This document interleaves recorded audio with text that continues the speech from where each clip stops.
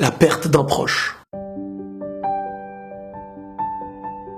Sur Terre, on a tous notre vision de la vie, et qu'elle soit bonne ou mauvaise, il y aura toujours des choses qu'on ne pourra pas éviter. On a tous appris dans notre vie que l'épreuve faisait partie de celle-ci, et chacun portera sur Terre un lot de tristesse et un lot de consolation. Il y a ce qu'on perd, mais il y a aussi ce qu'on gagne. Et perdre, c'est parfois aussi un nouveau chemin qui peut nous mener à la gagne. Et même si dans la vie on n'est pas toujours accompagné des mêmes personnes, car certains sont partis, d'autres sont venus, la vie ne remplace pas les gens, c'est vrai.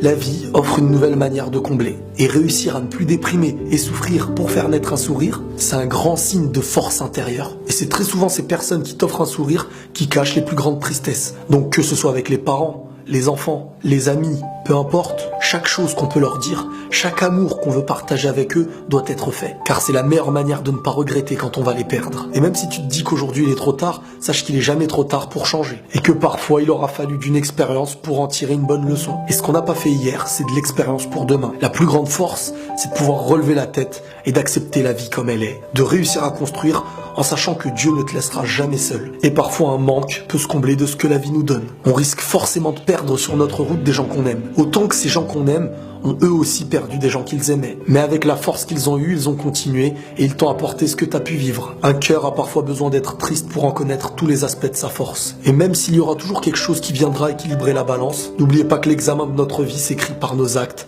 nos paroles et nos faits. Tout dépendra de l'encre qu'on utilisera dans notre examen, qu'on appelle la vie. Et la paix sur vous.